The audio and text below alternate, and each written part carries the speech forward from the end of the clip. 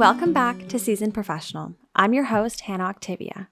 Today, I'm honored to introduce a truly multifaceted talent, an actor, writer, director, and the visionary behind his own production company. His directorial debut, Dark Justice, a powerful film addressing sexual abuse, earned him Best Human Rights Film and Best International Short at the Atlantic Bridge Festival in Amsterdam. Before we dive in, I want to provide a trigger warning for our listeners. This episode contains discussions of sexual abuse and suicide. Please take care while listening. It was an absolute pleasure speaking with him, and I know you'll be captivated by our conversation. Please welcome Rupert Charmak. And a brief final note is my lovely videographer forgot to turn on our microphones for the first 5 minutes of this interview. So please excuse the change in audio, and we are so appreciative of your support while we figure out all this podcast stuff. If you happen to be watching this episode, please enjoy Elliot crawling into frame to turn on our microphones. Thank you so much for coming on the podcast today. We are so appreciative of your time. And we're just really excited to have you here. So without further ado, let's welcome Rupert Charmak. Thank you for having me. Of course.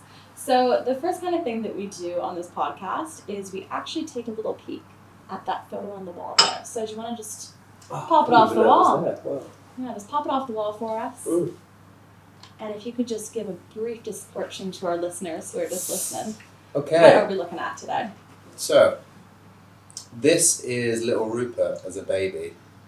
I am probably about 1.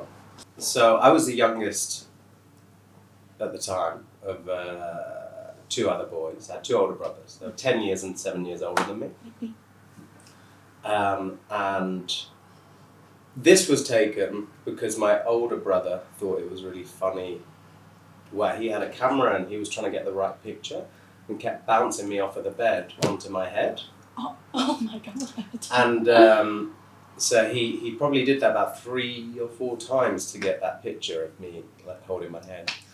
So you know when they say, well, you dropped on your head as a baby, I was dropped on my head as a baby. Then there's picture proof. There's picture proof, yeah. And that was sort of, I think the picture, it kind of makes me laugh because we always speak about it. My mum has that picture by her, like in her room. Mm-hmm. I always find it funny that she chose that picture. But my brothers were kind of like that. They were quite like rough and tumble. And they loved me a lot, obviously. Mm-hmm. Yeah. They took me everywhere. And but like they didn't really understand like what it was to be soft and caring, you know.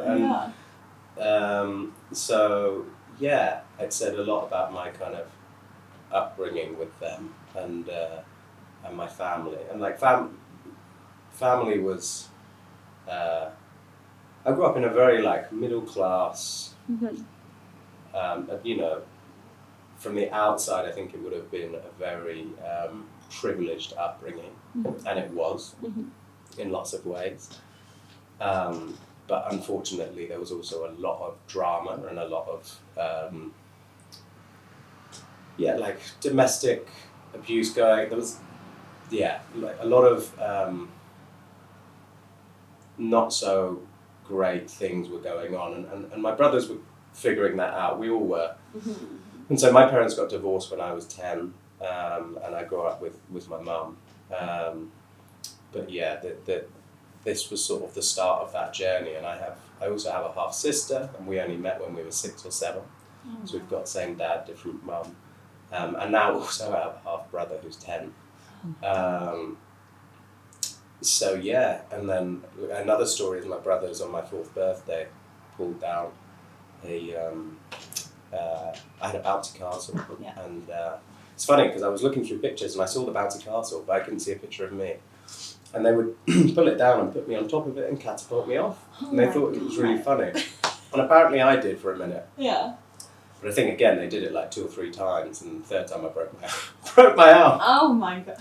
On my 4th birthday. So that was kind of my upbringing, which was like rough and tumble, and probably why I got into martial arts from quite a young age and was kind of used to getting hurt and kind of had a high pain threshold. Clearly. What a story behind that. Like, you would never have assumed that you were being dropped on your head. as a young boy.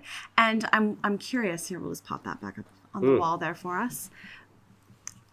Let's see. Can we get it straight? Let's see. Oh. How are we going there, Elliot? Voila. Are we good? Voila. I'm curious with this relationship with your brothers. Was there? Obviously, that was their way of showing that they loved you. Is that kind of how you understood and received love for the majority of your childhood?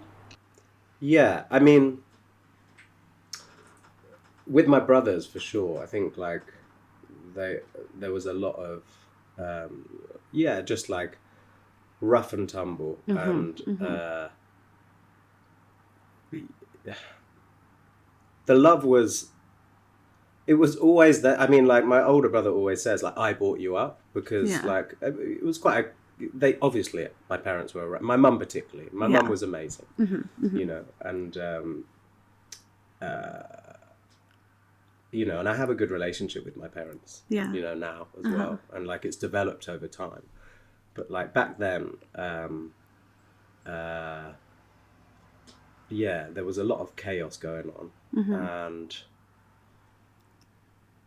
I think, and also like, you know, we're psychology we're like understanding a lot more about, and I think there was like some neurodiversity going on and some other issues, and so and that gap, they're like 10 and 7 years older, like it's huge. It's a big gap, and I was like for ages I just wanted to be them, and I just wanted to hang out with them, you know, and so I'd always just try and like get their like approval, and they were great with me, but then occasionally like they'd do something that was a bit more harder than, you know, but they didn't think they were, they just thought they were being loving. And even up until, I mean, very sadly, my brother died. My middle brother died last year, so we're coming up to the year anniversary of that, and you know, I can go into that in a bit, but that was, you know, incredibly hard, and is incredibly hard. But him and my other brother would always be like, we were great with you. Like we were always, and I was like, yeah, but do you remember this? Yeah. Do you remember that? And do you remember that? And do they remember? Sorry? Do they remember it? Yeah, they just laugh. They'd just be like, yeah, but you know. But you know, we still loved you. Yeah. So, and so, you know, when I met my sister at about 6 or 7, I was like, oh, this is great. Because she was my age as well. And she was so soft and sweet. And I was like, this is what I've always needed. but my brothers were amazing. And I loved, like, you know. I don't know if I've answered that question. But in terms of how I saw love, I think from a young age, it was very... it was quite like... extreme, actually, like the things where if it was physical or whether it was like this like hot kind of cold thing, I think. And I think understanding that for me was it took a long time. It took a really long time to understand what that was, and like I say, when my parents divorced when I was 10 and then grew up, I think I was very lucky, actually, because my mum was so like caring, and this isn't on I think my dad was really trying to figure his stuff out. He had a lot of baggage and a lot of trauma himself that he didn't understand, still to this day he's trying to understand. So I think for me, it took me a long time, to my 20s and 30s, to even understand that. But when I was 10 and growing up with my mum, she was just so loving and caring, and she met her partner Jimmy when I was about 11, and they were together up until sadly he passed last year. Oh gosh. Yeah. You've had a heck of a year. Yeah, my poor mum. So yeah, it was that was a really like nice. They kind of just let me get on with my life. Like my brothers were older, and I kind of grew up quite fast. Yeah. So yeah, it was. Like understanding love was is an ongoing journey, I guess. Yeah, and I think everyone will have their own kind of experience with it and an opinion on it, which is interesting to learn about. But just going off with that idea that you did have these older siblings and you we're kind of, it's the chaos, the madness of a house that did sound excellent, but in some ways challenging. Did you have very specific dreams as to what your future was going to look like in terms of your career? And did you have that kind of set in stone because you were almost forced to grow up? Yeah, no, it definitely wasn't set in stone. Like, I was always really ambitious. I was like, I'm going to be this. And I think what were you going to be? What did you exclaim? I had so many things. Like, I always I was always good at sport. And when I was young, like, I just wanted to be a professional athlete in some way, but I didn't know what. And so I remember saying to my brother Ollie, I was like, I'm going to be a professional sportsman when I was like 7. Yeah. He was like, in what? I was like, I don't know. Something. Yeah. And the 2 sports that like I was trying to do, tennis I was good at. Okay. I was never that good. No. But I was good. We can say you were good. I was good. I was alright. Yeah. But I wasn't good enough. And I didn't want it enough either. But tennis was one of them. And then skiing randomly, because I was, a privileged young kid. I used to be I went skiing from a young age, and I was a good skier. And I raced like nationally and competed for a while. And then wanted to get into extreme skiing randomly. Oh, that's quite cool. Like doing tricks. And again, another good story. My brother, when I told him this, he showed me a magazine of this guy called Pat Sharples, who was like quite a well-known extreme skier at the time for the UK and was getting recognised on the European circuit. And there was an article in this like extreme ski magazine, and my brother gave it to me, and he was like, look, his email address is there. Email him. He used to race for the same team as you. Tell him what you want to do. And I was like, no, I can't do that. And I was like 14 probably at the time, 13. And I was like, no, I can't. Like, that's embarrassing. And he was like, no, do it. And he was really good, like really great at like pushing me. I was like, okay. So I emailed him, and he got back to me, and he was like, let me know when you're out here, and like we'll go skiing together. And that's amazing. And we did. And like he organised like a shoot. That's really cool. And yeah, it was cool. It kind of showed me that like, and my brother did. He really like helped. He was always good at being like, you can do what you want to do. Like, do what you want to do. Yeah.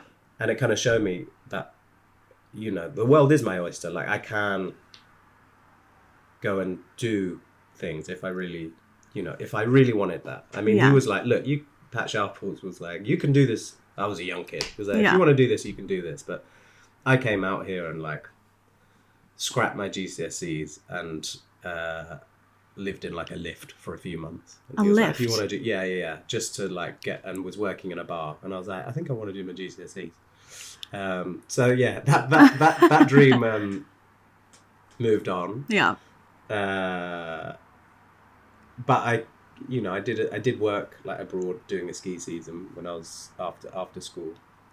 But from a young age, I knew that I wanted to work as a storyteller, but I didn't know how. Like I wanted to either be an actor or like a kind of filmmaker, director. And I kind of knew that from about 14, 15. Okay. And how did that even like come about? Like obviously you had this interest in sports, but where did that idea of acting come about? The 2 things that I really I did well in at school was drama and sport, PE. And I wasn't very academic, and I was a little bit dyslexic, but I didn't know it at the time. And I was quite kind of, I actually tried to avoid it. I didn't, clearly I was neurodiverse, and it wasn't bad, but I just thought that I maybe wasn't very smart and kind of wasn't, actually my school was really good at giving help for that. And I was like, no, I'm fine. And I persuaded them that I wasn't dyslexic, and they put me in a normal like mainstream class. Yeah. And it was only until later on when I was at drama school, they were like, we think you might be dyslexic because of my sight reading. And I did a test and it came through that I was, but I kind of struggled at school. But the things that I always got, because I thought I wasn't academic necessarily, was drama and PE or sport and also writing. And I remember writing like short plays, and they kind of got picked up at school. And so it was always something that I just did and could do and kind of create. I even remember doing like a careers talk, and they filmed you, and I was very nervous, and he was like, who's your favorite director? because I said obviously I wanted to work in film, and I was like, oh. And I'd just seen Saving Private Ryan, and I was like, Steven Spielberg, and I didn't say his name right. And then the video itself got shipped around. Like classmates got the video and they watched it, and they were taking the piss, and they were like, "Oh, Steven Spielberg." But that's hilarious. I kind of always knew. Well, I always thought I wanted to work in that area, but I just had no idea how or why. Yeah. And acting became the first lens into storytelling, and I'd got kind of appraisal from that, and knew that was something I could do. So yeah, that was sort of the line I took first. Interesting. And before we move into your kind of schooling and stuff, I'm curious if stories were a big part of your childhood and your growing up. Like, were you told stories? Were you read to? At what point did stories become like what you wanted to create? So interestingly,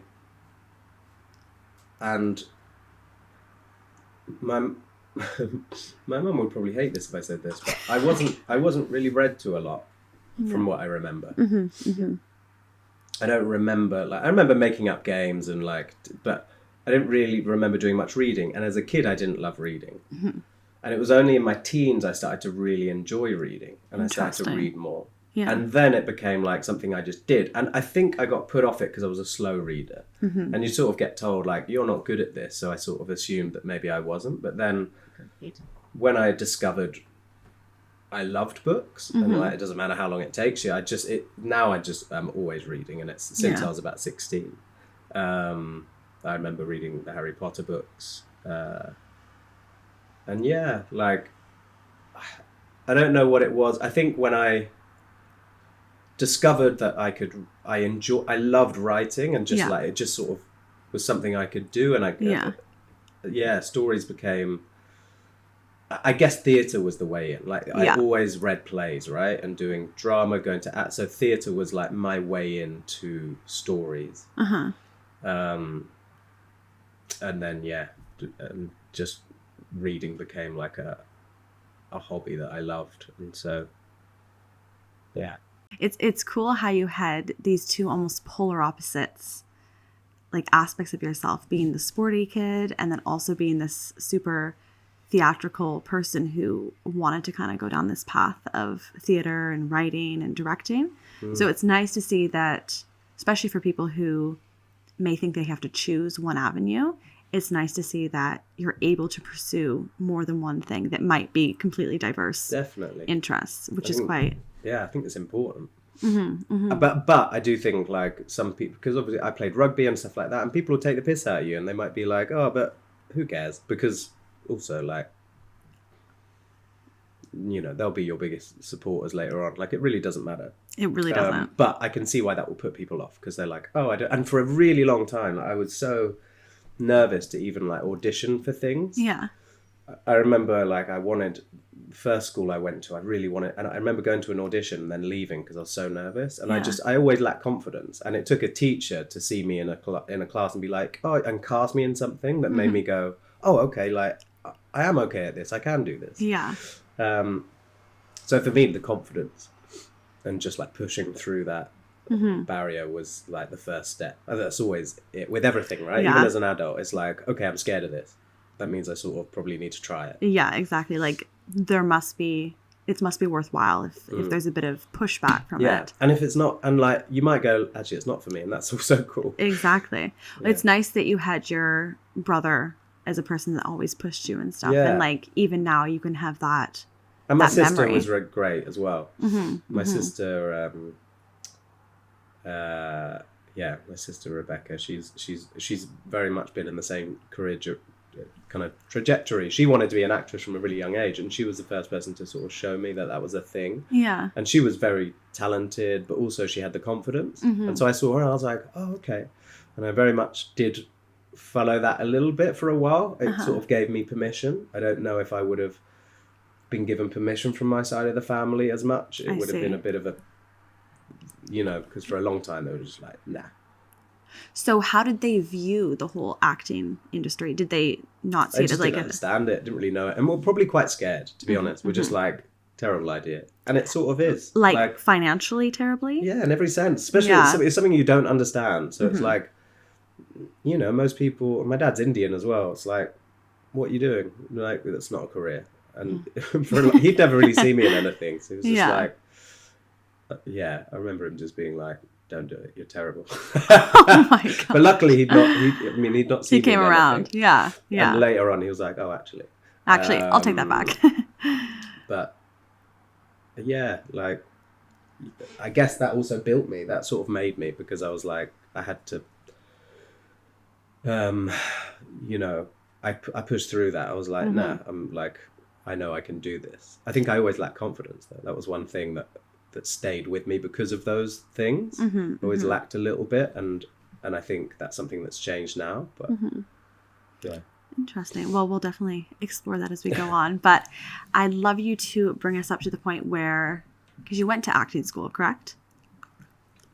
Yeah. So tell us how that went. How did that go about? You know, give us a little rundown of those few years. So I went to university first. Okay. And I was young. Like, I did a year off, and then, you know, you don't know what you want to do. The only thing I knew that I wanted to be was an actor. That was the only thing. But everyone was telling me don't do it, right? So that you've got all these kind of outside pressures. Yeah.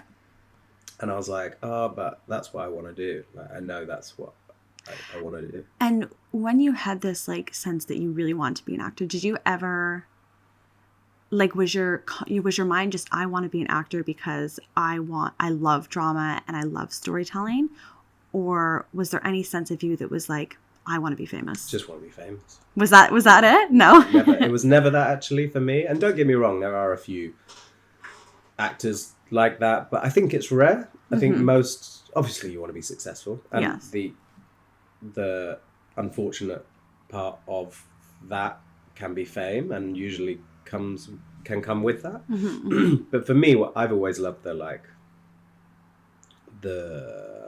I guess the community part of like doing a play and working together and creating stuff. And so it wasn't ever about that for me. And I think a lot of people don't quite understand that, but people who are in the industry do get it. Yeah. Yeah. So I went to uni first. I went to Oxford Brookes. I did marketing management and performing arts. It was a very random joint honours. But I was like, well, two things. Yeah. Half sensible and half what you want. Yeah. And, you know, I actually, during that process in the first year, some graduates had left the university and set up a theatre company, and had seen me in a show from some graduates that had put on, and asked me to tour with them and go on this tour. Wow. So it was like a first professional show, essentially. Yeah. And I was like, cool. And we did Edinburgh Festival, and like we got nominated for some awards, and it was great, like a really cool experience. And I then got an agent off the back of that, who wasn't very good, but like at least introduced me to the industry a little bit, and we're getting castings every now and then. And so I was at uni at that point, and then was like, okay, I definitely want to do this. Yeah. And then spent, like my third year auditioning. I think I auditioned for 3 drama schools. For the postgrads, particularly, I didn't do any 3 years because I was like, I can't do another 3 years. Yeah. And it's a lot of money. Yeah. So auditioned to, a few, got into 2, and I chose Mount View, and it was in North London. And also my sister had just finished a 3-year, and maybe I'd been, in my mind, I was like, it kind of felt familiar. And so she just graduated, and I was about to start the postgrad, and it was like a 1 year. And it was a good postgrad, and we had a really talented year, and like such a range of people. Like I was one of the youngest and went up to 40. Wow. I'm still friends with a few of them. Stanley, who was in my film in I'm Super, who plays a guitar, he was there. So he was one of the older guys. He was like 39 when we were there. Oh my gosh. And so then had like the best year, just like doing everything that I wanted to be doing, and met some cool people, and was just like learning my trade that I like loved. Yeah. So it was just so much fun. Yeah, I loved it. And from that point, so you had this amazing time finishing up school. From that point when you graduated, I'm assuming some people are I don't really know how it works. So you graduate, and then what's the ideal next step for yourself after you graduated? So, everyone wants an agent. So that's kind of the focus. So you have your showcases at the end, your final shows. So you're sort of building up towards that. And I was lucky. I got an agent. And actually, it was the agent my sister was with. It was a good agent. Yeah. And I'm still with him today. I actually went with other people for a bit. I was with him for 6 years, and then came back to him fairly recently. And he was great. But yeah, that's your focus. Like, get an agent, and it's hard. Like, unless you're at the top drama schools, you don't always get the best people, and it's such a fickle, strange industry, and you won't necessarily. And also, getting an agent doesn't mean anything. If anything, it made me lazy. Because I was like, I've got an agent. I don't need to go out there and hustle. And that's what you should be doing. Yeah. Like, no one's just going to give you work. It's a constant hustle. So that was an interesting thing, like leaving drama school and then this like space. And, I'd kind of trained to be a personal trainer to pay my bills. And I was really into martial arts and would kind of teach that. That would kind of be my niche, or do boxing and got into like Brazilian jiu-jitsu, MMA. And so... yeah, that was kind of, I'd be doing that for a while, and trying to like hustle and get jobs. But it was an interesting like build up, trying to get to the end of your year and then going, okay, now we're like released on the world, and it's an industry. Like, they just churn people out, and so you're just like, what's going to happen? Who knows? Did you ever question if you belonged there, or if you? Yeah, I think like, look, unless you're very lucky and you come from, not many people come from like a family of actors, right? Yeah. I have my sister who was discovering this world at the same time. Yeah. But our family weren't from that world. And so, you feel like a fraud all the time. But I think people feel like that anyway in everything. So I think that's natural. You're always questioning. And it would only be when I got a job and I was working and I was doing stuff and was like, directors were you were getting good feedback from directors. That's when you're like, oh, okay, this is great. But it's hard, and there's never like there's never any you never know like the longevity of it and what it is, and one thing they teach now, which they were not really doing when I was at drama school, you sort of kept in your lane. You were either an actor, or you were a writer, or you were a director, and like they didn't really love the idea of you crossing over. Interesting. And I think that's changed massively now. Yeah. And I think in every sector, it's really like smart to be entrepreneurial, right? And think about other aspects. And I'd always been keen to write. And so when I left drama, I was always trying to write like plays, and always trying to, and so writing was something I found quite quickly, and gave me another outlet and gave me some control. But I think finding your like your place of I think you do, like, it's kind of normal to feel a bit out of your depth, because I don't know, you'd have to be super confident not to. You'd really like it to be like, no, I've got this, and I like now I'm still, and tell myself it's like, no, I've got this, but like, it's that you're still always like, I think it's good. I think it's healthy to be a little bit like, okay, because it makes you do the work. It makes you like dig in and go, right, I need to do the work.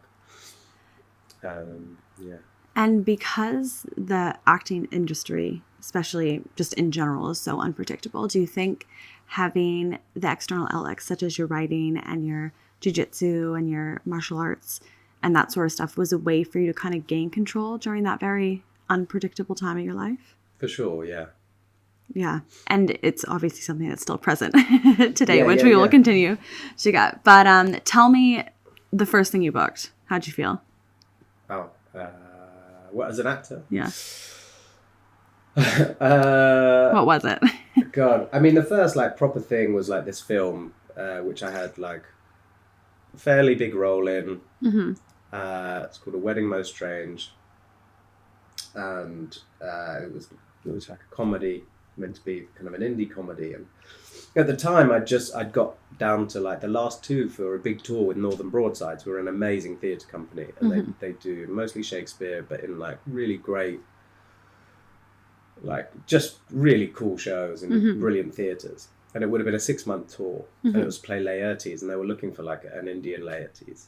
Funnily enough, my sister got seen to play my sister in it. And anyway, I got down to the last two, and it was between me and this other guy, and he was more kind of Indian looking, even though I'm half Indian. I don't really necessarily look Indian. And my agent at the time was like, look, he's been offered this film. Yeah. Can you give us an answer, kind of thing? Yeah. And they went with the other guy, and who knows whether like he pressured them into it. I'd like to think that he pressured them into it. Yeah. And they went with the other person. I remember his name's Conrad. He's a great director and actor. Conrad Nelson, he was directing it. And we went to see the show, and it was so good, and he was so lovely, and he was like, it was just, it was a sort of snap decision. And I did the film, and I remember at the time being like, this is it. Yeah, I've made it. Film. Yeah. Quit my job at the gym. And then like 3 weeks later, I was out of work again. And I'd not really made loads of money off of that film. And I was like, hardly any. And I was like, I need my job back at the gym. So yeah, that was funny. It was that feeling of like, oh, this is great. And then like, and that's the industry. Like it's, and the film was, meh. Whereas the tour would have been great. Yeah. But, I had a great time. I met some really cool people. So yeah, that was kind of the first kind of proper thing I booked, I guess. And do you think that you had this like massive peak of elation when you booked that? And then was it everything that you had anticipated it to be? No. I had I had this like, it's such a buzz when you book something. Yeah. And like, I can imagine. Everything went out the way. Because like, the script was not right. It wasn't, it needed some work. And but at the time I was like, this is amazing. This is great. And I got on well with the director, but yeah, I think my expectations far exceeded like the reality of what that was. And so it was a good like learning curve. Yeah. You get the excitement's great, but like reality is what does this really mean? It wasn't like a big studio thing, and even if it had been, like, you still have to be willing to know that sure, that's going, and then you're going to have a dip. Like a lot of my friends who've done some big stuff, they still get that same feeling, but the money's different. It might cushion the blow a little bit more. Yeah.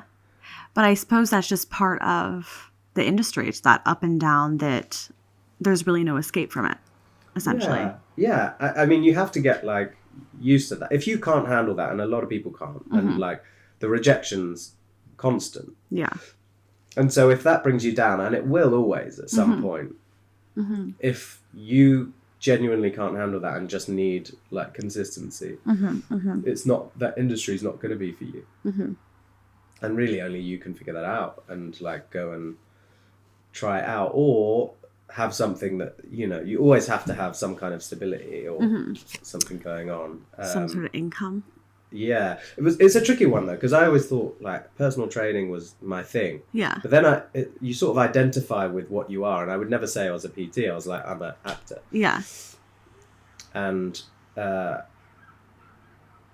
but most of the time I was doing the other thing, right? Yeah. But then I wasn't putting much effort into the PT thing because I didn't want that to succeed. So you're sort of in between two. And I am someone who believes like, if you're going to do something, do it. And so if I'd gone into, maybe I would have spent more time working in film, whether that was like backstage more or kind of working in production.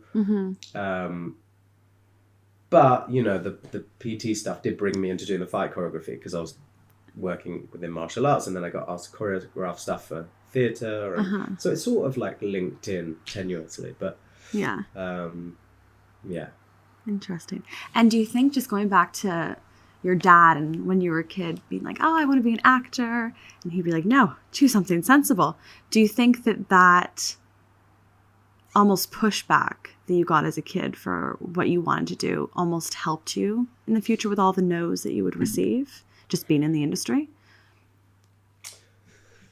I don't know. If he had been just completely supportive, would have been different? I mean, it's really hard to say. I think because he was genuinely like, you're fucking shit. And I was like, And I remember I was very angry with him at the time generally. So I was just like, no, I'm going to show you. And I'll show everyone else. But I think what I lacked always was maybe something in the back of my head always going, you are a bit shit. And there are people that walk into that room that go, I'm fucking great. Yeah. And you need that. You do. Even if it doesn't even show in your performance. Yeah. It might, like, whatever it is. And I think I only realised that a few years ago. It was like, that confidence was like, no, I've got this. Yeah. So I don't know. Of course, it sort of maybe in some ways. But, you know. Didn't define you completely. No, it didn't. Yeah, didn't define you. No. So we've done this show. You're now on the lull.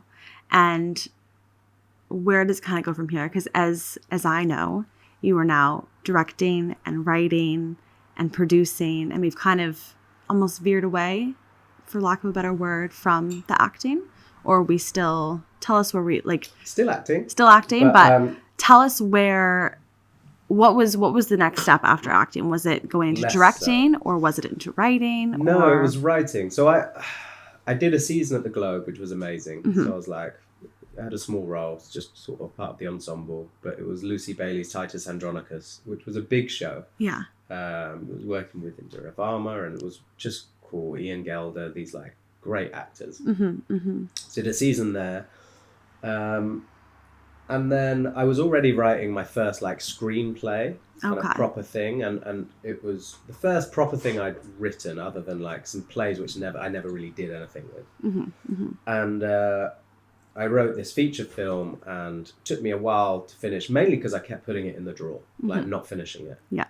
And then I remember reading Stephen King's memoirs on writing, which really inspired me. And that made me write something every day. And then I finished that, and then I had something, and it had a bit of success, and I got a couple of production companies interested, and it sort of opened more doors for me. And I was like, oh, I can do this. And this is a possible career direction, and I can take some control here. I'm not going to say that was easy either, that whole journey, you know, and... you know, still on that journey, but it just made me go, okay, I can do this, and it opened up like other avenues, and so my identity wasn't just as an actor; it became sort of a writer, and then the directing came later. Really, it came after when I'd optioned a film and had a couple of other projects, a TV series I was developing. But the thing with, you know, when you're writing and you're working with production companies, sometimes they never get made. Sometimes it takes time. Sometimes it takes years. And so I wanted to do like a short film version of Dark Justice, which was like a TV series. It was a play originally, and then I developed it for TV and wrote a pilot, and we were pitching it. And I was just like, you know what, let's just do like a proof of concept. And then I directed that, and then that's where like that changed. I was like, oh, this is cool. I really enjoyed this. Yeah. I'm good at it. And I just was, then I was like, okay, I want to direct as well now. And so, yeah, that kind of shifted for a while. And I had quite a bad injury as well so after the Globe, like, you know, it went quiet acting wise. I remember, it's funny, I remember I did a tour of Romeo and Juliet, played Tybalt, and I loved that, and it was like an R&D, and then they got funding to do a proper show, and it was going to be after the Globe, and I thought it was like in the bag because I'd worked with the company before, and then I didn't get the role, and I just remember being gutted. I was like, how did that not happen? Because it was also like a hip hop R&B, and I love to dance. Oh, that's quite cool. And I'm not a dancer in any way, but like I can move. it takes me time to kind of learn steps. But like, yeah, I was like, I can move, and I would learn the steps. And the director knew me, and when I didn't get it, it was quite crushing. I was just like, and I'd missed out on a couple of like TV things, and my agent I'd been offered another thing at the Globe, but it was again like a small thing, kind of ensemble, and I was just like, I don't want to do that again. And so, yeah, it seemed to be very slow. I was back in that place of like, okay, like, what do I do? I'm not, you know, I didn't get this job that I was kind of expecting, and shouldn't have expected, but you know, thought that was the role for me. And then, yeah, and then I just focused on writing, and yeah, finished the screenplay, and then that opened some doors. And so, and I had a prolapse disc, which was an injury from fighting and training, and it eventually got worse and worse. And well, to be fair, that happened a couple of years later, but it took me out of acting for a while. Okay. And so that's sort of where I was like, well, it's fine, I'm a writer now. And so I identified in a different way. And then I came back, I did a film, and I was like, no, the beauty with acting is you can do it any time. And actually you're always, life teaches you you're always like getting better. Of course you can train, and you know, it's important to train and work, but like life teaches you how to act more and more. And so it's always something you can do and come back to. And so, yeah, it's something that I'm like definitely open to doing more of now. And it's something, but it's not my only identity, right? My main focus now is writing and directing and getting my production company off the ground. Just kind of a general question. When it comes to acting and just kind of learning from life to become an actor, do you think anyone can be an actor? Or do you think there are certain people that it works better for them? Yeah, I don't think anyone necessarily. I think if you really want to be an actor, if you really want it, be an actor. Yeah. I don't think like it is a skill. 100%. So whether you are a good actor or not, that's kind of like for other people to judge. Yeah. To judge. And some people just don't quite get it and understand it. But interestingly, it's not about training. Some people just have it. Yeah. They're just like, boom, they've got this like magnetic thing. And it's a really hard thing to teach and even explain about teaching. Yeah. It's a very like, I don't know, that's the beauty of it. And it was, you know, I just did a play directing Brian Capron, which you saw, right? And he was so cool, so lovely. And he's like in his late 70s now. You wouldn't even think it. He's so with it. He's such a brilliant actor. And he's been around, you know, he's had an amazing career. Yeah. And it was just so fun because like we just kind of were on the same page, but it's a hard thing to explain when someone else comes in the room and it kind of gets clunky, and it's just. Is there a word that you could describe the feeling you have when you see a good actor, or when you're directing a good actor? It's just a joy. It's just like, you know, it's like a flow, right? But the other thing, it's not even about doing the thing. Sometimes it's just being able to take direction as well. Yeah. And there are some people that are like magnetic and great and cool, but then you go, can you try this? And they can't, and they're stuck. It doesn't necessarily mean they're like, they won't come across as interesting, because they might. Yeah. But what, like, as a director then, like, what is it? And look, casting is interesting because most of the time people are getting cast as themselves. And even, you know, it's very rare, like really, really good actors can be character actors and can change and can mold. Like that's really impressive. But most people we call great actors are usually playing themselves, right? And that's also really impressive. Yeah. They're also brilliant at that. Yeah. And it's not to take away from that, like that it's incredible. And that's a hard skill on its own. Yeah, 100%. So yeah, I mean, it's just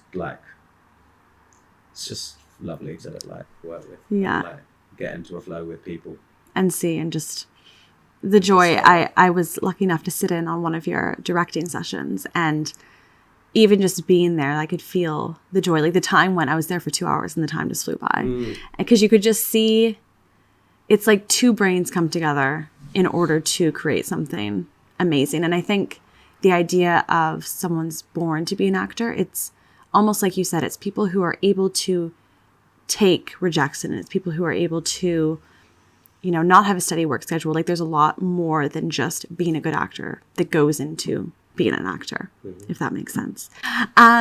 So really quick, if you could tell us about the first screenplay you wrote. First screenplay. So, King of the Cage was my first feature film I wrote. And I wouldn't recommend it, but stupidly I set a film in a favela in Brazil as my first film. That's quite ambitious. Yeah, my name's Rupert, right? I'm a middle-class guy from Brighton. But I was obsessed with like MMA, mixed martial arts. And my first coach when I was in London was a guy called Claudio Silva, who was in the UFC, and he his story, and a lot of Brazilian stories and fighters would come over here. They'd be illegal immigrants living in the gyms and working and teaching. And this was when Brazilian Jiu-Jitsu was not as popular as it is now. It was a very niche thing. But you could see this thing that was growing, and it was such a specific skill. Brazilian Jiu-Jitsu's really shone a light on martial arts, because there was so much talk on what's the most powerful, what's the best martial art, and there was a lot of woo-woo stuff out there, and then Brazilian Jiu-Jitsu kind of just cleared all that out in the UFC by showing this is quite a dominant one-on-one art form. And that's why you see it so much in the UFC. And so anyway, his story is he was he grew up working within gangs in favelas in Brazil, and just the story after story, I was like, is this real? And then I was like, do you mind if I record you and make notes? And I was like, I want to develop this film. And he was like, yeah, cool. And so that was my first thing, and I got it wasn't very good when I first wrote it in terms of structure, but I had some interesting stories and I had some interesting characters, and I think that's what people got drawn to, and I got some great people that kind of jumped on the journey here throughout the way, and Vertigo Films, who are a pretty big production company, were interested and gave me their time and didn't take it on in the end, but then I went with a smaller production company, and it still is the bane of my life, that film. It was kind of like a first love, and I spent so much time, and we had a lot of investment, a lot of money, but unfortunately the industry's kind of brutal, and the production company, who I won't mention, but they messed me around a bit, and money got wasted, and in a way they wanted to kind of get the rights back, and I said no, and so I started developing it myself, but I put it to the side because I was working on other stuff. And so I put it down because there was just so much energy and time that went into that. And I got really great notes from a good friend who was a bit of a mentor to me, who produced His House, which is a really great film. I don't know if you've seen it. No, I don't think I have. And it won a BAFTA a few years ago for Best British Film. Wow. And he gave me great notes, and I have always been right, I'm going to develop that with this idea. Because it was along the lines that I'd been thinking of. And so anyway, I did a redraft last year, and then got busy with other stuff. But now I'm about to attack it again. So I'm excited to... It's coming out of the drawer again. It's coming out the drawer again, to do a new draft of that. And then I have sort of a business partner who's my producer in Brazil, who's going to shop that around and has some interest. So that's still there, but we'll see. That might take a bit of time to get that off the ground still. Yeah. Well, it's good that you're keeping that still a dream. Yeah, I mean, it is a good story, and it's got a great team behind it. There are some really great...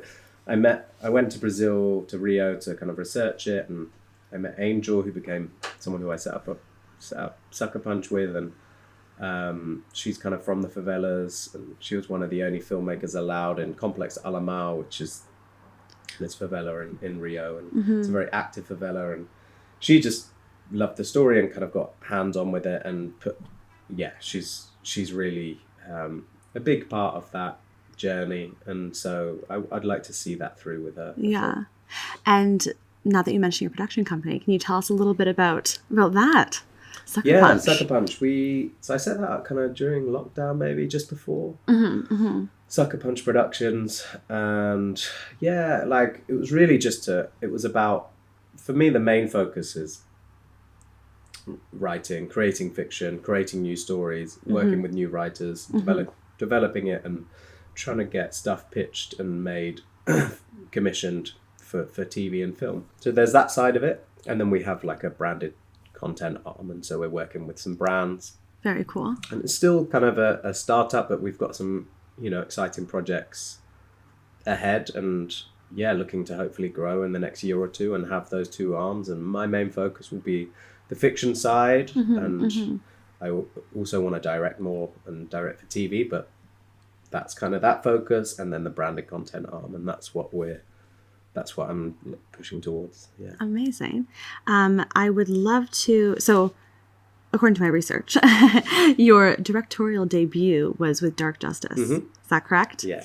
So, Dark Justice, it's a heavy topic. Would you like to give the listeners just a little bit of a overview, kind of the inspiration behind it, and why you chose that topic? Yeah. So, Dark Justice is very much looking at child abuse, but coming at it from like another angle. And I'd worked for a long time in my 20s with a charity called Action Break Silence, probably about 5 years, for a great charity run by Debbie Stevens, and we used to go around the UK, but also the world. We went to India after the Delhi gang rape, and I helped kind of design the curriculum at the time and do training for them, and we'd sort of teach empowerment workshops, really. Self-defense, but I don't love that term because it gives not a great idea of what it was we were doing, but kind of the psychology behind an attack, and working with kids, working with adults. And it was fascinating, and I got a lot out of it, and I always wanted to write something about abuse, but I just didn't quite know the angle. And there are people in who are very close to me, who had been abused when they were young, and I was incredibly angry about that. And one of them I found out about when I was in my 30s, early 29, 30. And they were older. They'd only told a few people. How did they just tell you one day? Yeah, we were like, unfortunately, out drinking, and the thing I know is that most people are too scared to talk about it, so it's like this shame, and that's the thing, that's the most poisonous part about it. Like, people should be able to talk about this freely and get the help, because it's not your fault, and everyone thinks that's the natural thing. It's like, and so I was incredibly angry at her, and I went on this kind of journey and kind of crusade, and then I saw this interview with James O'Brien on LBC, and it was interviewing a paedophile who had never abused and never looked at child pornography, and he hated himself. And I found that fascinating. I'd never seen it from that angle. And something kind of clicked, and I was like, hang on a second, there's like way more we can be doing about this. I'd not looked at it from this angle. Were you still angry at that time? Oh, yeah. Yeah. I was, but that sort of released a valve a little bit. I was like, okay. Yeah, I can kind of think about it another way. Yeah, and I'd already been researching this topic and how to write this. It was a play at the start. And they introduced me to a charity called Stop So, or he did on this interview. And so I reached out to them, and they helped me with some research, and went back and forth with them. And for those of us who don't know, just briefly what Stop So is. So Stop So stands for Stop Sexual Offending, and they are a child protection agency, but they work with people who have been abused, but they also work with offenders. Okay. They work primarily, they'll work with, they work with people who have these thoughts or feelings. Perhaps they've clicked on an image. But 80%, I believe, or more, maybe higher, reach out for them, search them out for help. but yeah, they work with these people, and they from their research know how kind of beneficial it is and helpful it is, if we want to kind of really look at helping and making a difference to what's going on, and the amount of people, children that are being damaged and hurt by this. Yeah. You have to like look at it from this side and help the people that need help, who are actually asking for help. It's like the preventative. Yeah. So that's a lot of what they do, but they also help with people who have been accused. And so, yeah, I went back and forth with them, and I spent a couple of years researching it. I got alopecia while researching it because I got so kind of angry and worked up about it, and went a bit too heavy into it. Oh gosh. But I was able to like come out the other side. Yeah. It was a real like journey, that project. Do you think it changed you? Probably. Everything changes you in some way or another. But I think it like... And did you view the person who told you this any differently? Because I think that's something, when people don't say things, I think that's often a fear that they have, is that people will look at them differently. No, definitely not. Did it you just ever made have me that? Like sad. Yeah. And I don't want to go into them so much, but the in terms of how I view, not at all. It just made me sad more than anything. And also how people react to, like, every time I tried to speak to people about it who were close to me, there would be a shutdown. And this happens to most people in society. 100%. No one wants to go there. No. And I was quite shocked by, like, even people who were going, it was just like one. Yeah. There was no, and I couldn't, of course I get it, I can understand it, but I couldn't. I was like, why are we not like, and it goes back to like therapy, right? And therapy and this kind of defense to not talk about stuff. That's a very British thing as well. But we know that's the only way forward. Yeah, the research shows that, right? But like still there's this huge stigma attached, unfortunately. Yeah. But no, of course it didn't change anything of how I know. Definitely not. It made me really sad that they couldn't talk about it. And it's not about like shouting about it. It's just in a healthy way, being able to have these conversations. Yeah. And hiding this from such a young age to most people. So yeah, I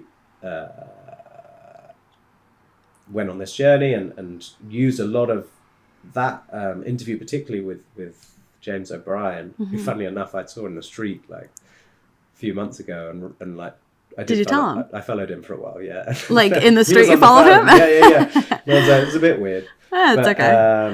You had a purpose. But he was actually really lovely. He was really lovely. He was like, that's amazing, I'm going to watch the film. Did you ever hear from him? Nah, I haven't heard from him, but I was like, let me know what you think. Yeah. But it won some awards, cool. And it did good. We won like best human rights film and best international short, and it was great. Like really cool, the kind of impact it's made in kind of a short space of time. 100%. But it can be quite a triggering film, I think. Yeah. And so when we did the short film, just as like a teaser, just to be like, it was something we could make on a shoestring, right? We could get that out there. And then I sent it to Stopso, and we just got the loveliest, because they didn't know who I was, and we just got the loveliest response. And now I've formed a relationship with them, and they're using it for their conferences, and the police are now using it. That's amazing. That's really exciting. Did you ever imagine that it would reach all these people? I didn't really know what. I didn't have too many expectations, but I hoped it could like. The main thing that I always said was I just wanted to create a discussion and a dialogue. Yeah. And I think it's done that. And I think it still is. And I don't think it's even started yet, if I'm honest. And I think there's a lot more work to do. And I think it's the start of that. Yeah. I think it's like, because... Well, when I watched it, the thing that I think we treat pedophiles, regardless if they have actually committed any crimes, we treat them almost not as humans. And I feel like in that Dark Justice film, you almost made the viewer view them as humans. Like you made it very clear that, you know, this is an illness to some regard. There's no one thing, right? I think when I used to work for the charity Action Break Silence, like one thing we'd always say is like, you can't look at these people as, we think of them as monsters, right? This person in a jacket with sweets or whatever. Even then, it's like these people, more importantly, even if we view them as this thing, what you're going to miss out on is the manipulation, because a lot of these people are your friends. They're your parents' friends. They're your whatever. They're normally people you know, right? And that's dangerous on its own. Yeah. It's like, it's not the monster that we imagine. No, it's not this monster, because you're making all these assumptions, but actually it's the person who looks like the guy that you know. And so that's something really important to remember. Yeah. And then obviously with this film, it's, you know, yes, like if we understand that a huge percentage of maybe born that way, some of them it could be that something happened, maybe because they've been watching pornography from a young age and it changed, whatever it was. There are many reasons, and we're not even like, we haven't even touched the surface with it, but there are some brilliant people out there who have and are really getting underneath it. The problem is we're not listening to them. Yeah. And so like mainstream media, like a lot of these a lot of like newspapers get in touch with Stop So, for example, and are like, what you're doing is amazing. I'd love to talk to you more. And they're super patient, like they were with me, answered all these questions. Yeah. And then it gets to the final editor and they're like, no, it doesn't follow our narrative. Which is just insane. And the narrative is, you know, witch hunt and evil and and look, watch don't out get me and wrong, stay it's away. not to say it's okay. Like this stuff is awful. Like the thought of it is terrible. Yeah. But it doesn't mean that we shut our eyes and go, it's not going to happen, because all we're doing is pushing them into these dark corners where they will manifest and these thoughts will get worse, right? Yeah. And so if you could control it and understand it, that's the only way. But it's not a topic that I like chose because I was like, oh, this will be a fun one. You wanted to start a conversation. Yeah. There was a purpose behind it. Yeah, there's a purpose behind it. And so we did the Dark Justice. You got all these amazing accolades. And from what I understand, we're very purpose driven. So tell me about this new up and coming film, The I Am Super. We had our little premiere. Yeah. I am. I was here. I am smiling, but it is also about a taboo, difficult subject. It is, yeah. And I mean, I was after Dark Justice. I was like, I need to write a comedy, and it's not a comedy. But you know, there are some. The feature film definitely is more comedic. It's more like of a dark comedy. But I'm Super's about a superhero character, I guess, with mental health issues. That's sort of the pitch. But he was banished to Earth for something he did. He's like 300 years old, was banished to Earth 100 years ago. Now finds himself stuck in a kind of one-bed studio with his wife and child, and works for Domestic in General, hates his life. And like we don't know all of that stuff in the short film. You're kind of just like introduced to the character. Yeah, you're introduced to this character. Yeah.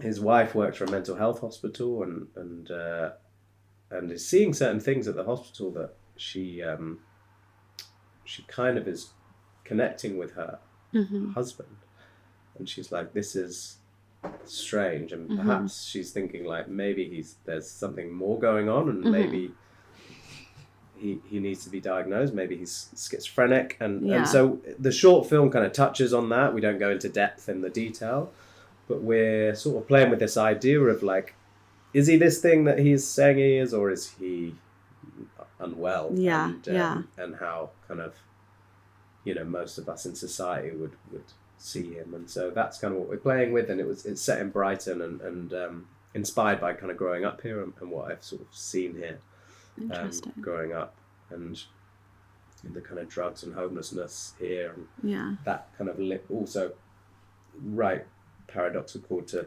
the huge wealth and money that's here. So it's kind of trying to look at that, and obviously in the feature we go into more depth. But the short film's doing the festival circuit at the moment and will be released probably like next year now, I guess. Amazing. And hopefully we'll be ready to shoot the feature by the time that's kind of being released. So, yeah. It's all very exciting. And have you heard anything back from the festivals at the moment, or is it kind of doing the circuit? It's doing the circuit, and doing the it's circuits. slow, and like it's also just it's just a bit of a journey, the festival circuit. Yeah, so we'll I can hear imagine. stuff when we hear, and And this particular film, you've also partnered with another charity. Yeah. So the Calzi Foundation. Okay.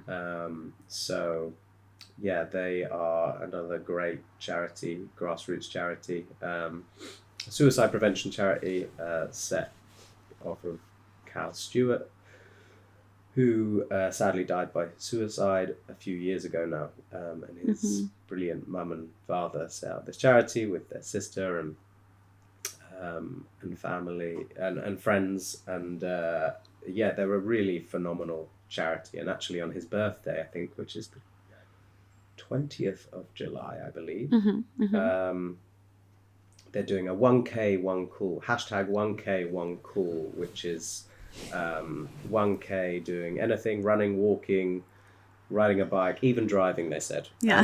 And, any form of movement. Any form of movement. And afterwards just give someone a call, like a friend, neighbour, family member, which I love. And it's not about donating, it's not about money, it's just more about action. Yeah.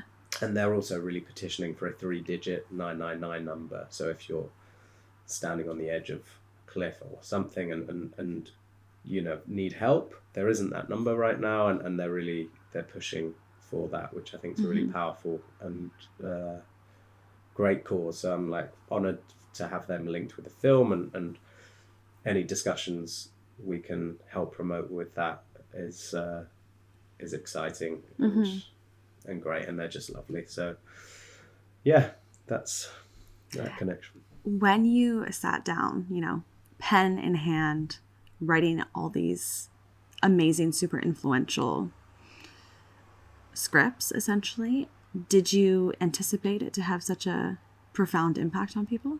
And do you know that it has a profound impact on people? Yeah, I mean, I don't know. It's not something that I think of and don't go, God, I've had a profound impact on people, because gosh, that would great. be God. I am I'm honoured. I was quite nervous, if I'm honest, when I got it to them, because they'd agreed to come on board because they saw the pitch and loved it, but they didn't know really what they were getting themselves into. So when they saw it, and the reaction I got from them was lovely. So it's just nice. And Alan, who's the dad, Alan Stewart, who came and hosted us at the event. It's just such a great, it was almost like Cal was coming through him. He's such a powerful presence. It was just really cool to have him involved and be part of it. So no, I just, when you, and also for the nice thing with a short film is, it's something that is accessible for charities to use. Obviously I want to link a charity with the bigger concept and, create discussions, but that's also more of a it's a different format, it's more, there's the short film can be used to create these discussions, I think, in a more accessible way. Yes, definitely. Whereas, there's a bit more kind of I guess more of a business angle connected with the feature and the TV series and where that goes, but I obviously would like to link them as well. But yeah. Very cool.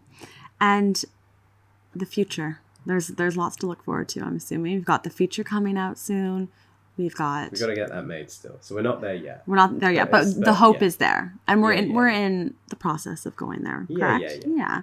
No, I'm feeling hopeful. It's exciting. No, it's super exciting, but it's just keeping one foot in front of the other. There's still lots of work to do, but yeah, the goal is to be shooting that next year. You see, you're very level-headed. I'm 1,000 steps ahead. This is what I've learned, right? Before I've been because there's so much work to be done still. Yeah. And it's really exciting. It's just, at the moment, it's about getting the right team involved, because you get one bad, and they haven't got the right your right interests at heart. So it's just making sure we get the right team to help push this to where it needs to be. And it's super exciting. We've got it with some exciting people at the moment, and I'm very excited about the future and getting that film off the ground. But yeah, I mean, yes, there's that, and a TV series we're developing with that. So I'm always kind of creating and writing my own stuff, and then I've got my production company that I'm growing, which is really just a startup at the moment. So we've got some brands we're linking with, and I want to have the kind of branded content arm and grow that, and the goal is to start employing people over the next year. So I will kind of oversee that, and my main focus will be the fiction side of things. And I'm also trying to start directing for TV now, so for other people's work. So that's what my focus is the next kind of couple of years, is to start directing other people's work, and also theatre, because that's my love. And then if acting comes along, if anything comes, it's something. But it's quite nice not having to like rely on that anymore. It's not the thing that all my like identity is. There's other stuff going on, but I still love it. So if anything comes up that's right for me, I'll always, look at doing something like that. But And without making you sound too vain, do you think you've made it in this area? Do you think you'll ever make it? Do you think that's even a thing? No. Do you want to? Do you want to make it? In terms of no. Do you want to? No, but when I think of make it, it's like you've made it. It's like there's no more growth after that. But I also think, I think there's always growth, because if I think you just get stale, and I certainly do not think I've made it. I'm far from it. There's so many things I'm like working towards, but you also have to check yourself and go, look at all these amazing things, and look, it's a constant hustle, and you have to remember that when you're a creative, like you're always, and sometimes you need to take like stock and go, look what you've achieved, look what you've done, that's really great, And do you do that? I do, but of course, like I can be quite hard on myself, but I do try to. And just for the listeners, if you don't mind sharing, how old are you? To know that, how old are you? Tell us if you 37. Will. 37. So, do you feel like you finally grasped your footing at this point? Like looking back when you were 20, you've obviously learned so much. Do you feel more confident in your abilities now that you've had of course, all these years? And it's only taken to like a couple of years ago where I was like, I've got this. I know what I'm doing. It doesn't mean I'm where I want to be yet. It doesn't mean I'm where I thought I would be. All of that stuff is whatever. But I'm also more like, I'm a bit more organized. As a creative, you can be a bit like, and I'm a bit more like, really clear with my goal setting, and how I go about that. Interesting. Really like committing to time that I want to put into things, and being more like organized with my diary and my and intentional. And like intention over commitment, like versus commitment. Like, what's my intention? Do I want this? Okay, what am I going to commit to get to that? And sometimes you learn like, okay, if you're not committing to the thing, maybe you don't want that intention. So that's a really good like thing I've learned this last kind of year with my goal setting. But I think if there's ever a point where you go, oh no, because you've got like family and like all of these things, what, you're not going to put your time and energy into those and just spend just as much time and in making sure they're like, it's, if you just go, oh, then you're going to get, it's just a waste. But I do think it's important to enjoy yourself. 100%. It doesn't mean you have to be like anxious and that's not what I mean, because I really enjoy like life. Life. Period. Or full stop, as you say over here. I always get that wrong. Oh, it's a long one. All right, are you ready? So we've got a little question from our technician, Elliot. On the topics of being in the arts and knowing yourself and learning about yourself, what are your thoughts on people trying to pursue a passion in the arts and creating projects for sharing with others? It's a big question, Elliot. Yeah, repeat that again. On the topics of being in the arts and knowing yourself and learning about yourself, what are your thoughts on people trying to pursue a passion in the arts and creating projects for sharing with others? Good question. So my thoughts on creating projects I think if you're passionate about this, and it's really important, because you'll find that some people say they want to do something and then don't. And what I mean by that is also the people that you end up working with, and like find your people. I think that's like really important. Mm-hmm. Like finding the people that you kind of, you know, gel with. Yeah, get that, like find that creativity with, and who maybe have other skills that you don't have, or whatever it is, and keep building those partnerships and Mm-hmm. growing. Mm-hmm. And I think it's a beautiful thing. I think like always just wanting to learn and create, and don't be scared. Like even this podcast that you put on, it's amazing what you've done and are doing. We're trying. No, it really is. And like from what I've seen already, like it's brilliant once you just put your head into it and go, God, what I can achieve, and then commit to it, you know, and then who knows where this is going to go or what you're going to learn from it. So just like enjoy the journey. Yeah. Don't necessarily feel like it has to make money or do anything. Obviously we live in a world where like money's highly valued, but with creativity that can be a conflict of interest. So it's just weighing that up and knowing, you know, when you need to get paid and when you actually, and actually sometimes when you're not worrying about the money, later on that might come through that. So just, enjoy the process and really try and like, when you find people that you really gel with, you know, I think, really like savor those relationships and help build and grow them. Yeah. And maybe others that you think are the people that you're really working with, maybe that will fade, and that's also okay. And just knowing, you know, when to, when you might need to move on from that. I don't know if that's answered that question, because it was a very, Yeah, I think so. But, just enjoy it. Yeah. It's interesting what you say about passion. It's like you can have all these creative ideas and think that you're going to pursue it, but if you're not super passionate about it, it's just going to kind of go by the wayside. And even if it's an idea that keeps bubbling, like I was clearing my phone out today, trying to make space for things. And it's like the hundreds of videos, the random videos I've made over the years. And I'm like, nothing ever came of them, but this podcast and this idea about talking to people who, you know, I see as successful has really, it's the first thing that I've been like super, super passionate about. And it's the first time that I've been like, I don't care if I make nothing. And I think that's why this is why I can pursue it, because I'm not worried about any of that. Yeah, and you'll probably get more success because of that. But the other thing I was going to say to add on top of that, which is in terms of like showing to other people,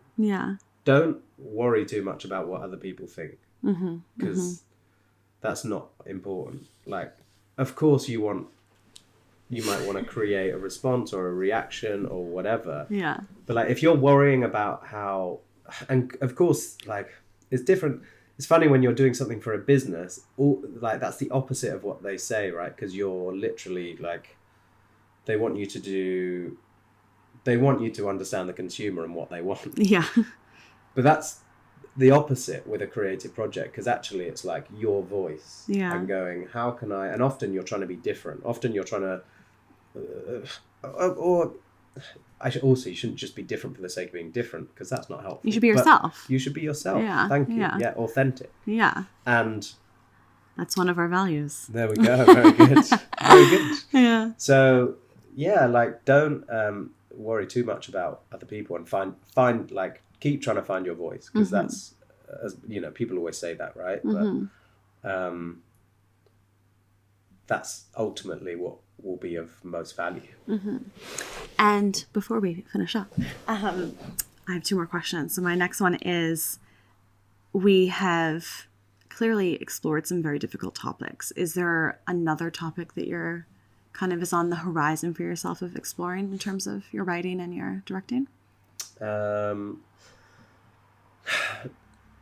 Or are you just going to see what comes? No, I think I'm going to see what, like, I'm always interested. Like, No, I think I'm going to see what, like, I'm always interested. Like, psychology for me has always been the first thing that I've been fascinated by. So in every, like, just human stories I'm interested in whatever way that, like, manifests itself. So often all of these topics come into them in some way or another. So I don't, like, of course, like, mental health is kind of a buzzword, and it's something I'm fascinated by and something I'm interested in.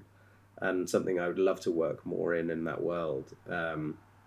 Abuse in whatever way that is, whether it's violence, and even like through fighting, right? I got into martial arts because of perhaps being quite angry as a kid and having, some like needing to protect myself or whatever it was.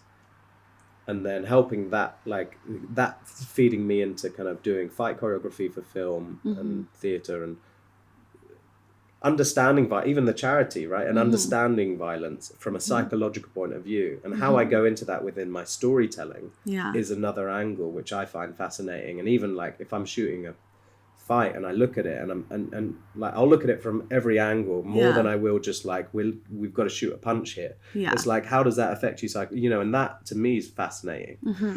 So I'm always looking at it from kind of a psychological point of view. In terms of like what's next, I've got a few projects obviously that's my main focus. I also really want to do a one-man show at some point, but with yourself as the maybe we'll see. But there's a few things on the horizon, but I think I've got to finish off the new draft of King of the Cage again, and then we'll see. Well, it seems like you're in a moment of like blooming. You put in the work, and now I hope so. We're getting somewhere. There's lots of exciting things happening, and now it's just sort of leveraging that and going, because it's kind of like you said earlier. It's quite easy to get into this headspace of like, oh, what's like I'm still, but actually all these brilliant things are happening, and being patient is really important. Being patient. That's a difficult thing. It's a really difficult thing. And I'm quite patient, but like sometimes we can get carried away and I'm working with the right people. Like one thing I want to do with my production company is even the brands we're working with, like I want to work with brands that have like core values, like really good integrity. Working with charities, B Corp organizations, or brands that just are doing good stuff in the world. That's really important to me. And just working with good people, because life's too short. Like there's no point in like messing around with idiots, because like there's a few of them out there, but there's some really great people out there. And I think you're probably one of them. Just gonna flatter you.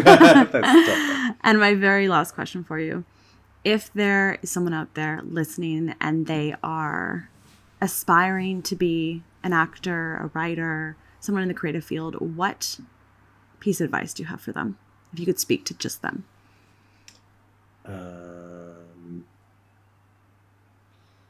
I think just like become just be a sponge and like learn and read and educate and go and look. It's hard. Like drama training's expensive, and you don't need to go to drama school to be an actor. You don't. But there are people that potentially will fund you. There are like things to like apply for funding, but it's hard. But you don't need that. Like write to people, go and see stuff, educate yourself like as much as possible, and just enjoy like learning and meeting people, and like genuinely people love to help. Like when you seem interested and you're like intrigued, people love to just go, hey, like come and like watch a rehearsal, or come and have a chat, come and have a coffee, because you'll glean so much from people. And I think I didn't do that enough when I was younger. I think I didn't like reach out to people enough. Well, it's intimidating. It's really intimidating. Yeah. But just do it, like, and also like go and see stuff and watch stuff and like do like, and I should do it more as well. Like I'm always trying to like read and read more, but like I'm still trying to learn, right? And so just to enjoy the process and meet people. And I think when I was younger, it was that thing of looking at others around me and going, I wish I should be doing what they're doing. I want to be doing that. I should be.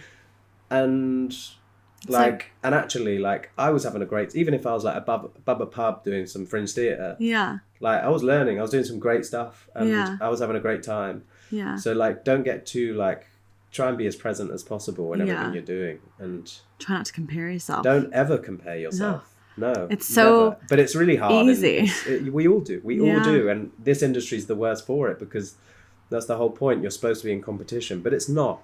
Ultimately, you're in competition with yourself. Yeah. And so if you can do the best version of yourself in whatever it is, but you don't get the thing, or you don't get that doesn't matter. Like, you know that you gave, and next time you might.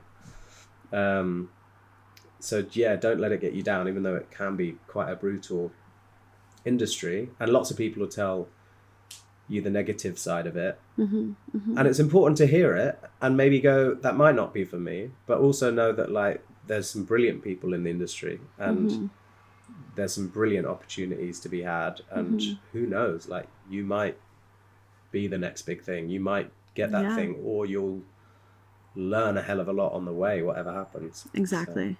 Yeah, I don't think, essentially not being afraid of what could happen, because it could be really beautiful. Yeah. You never know. You never know. Well, thank you so much for coming on today. I am so thrilled that you gave us your time, and I think this is going to be a really amazing listen back to. I'm just so thankful. So thank you so much. Thank you, Hannah. My leg is so numb. Did you watch me wiggling the whole time? No, I didn't. Oh my gosh. That was great. You did good. That was really good. Really good.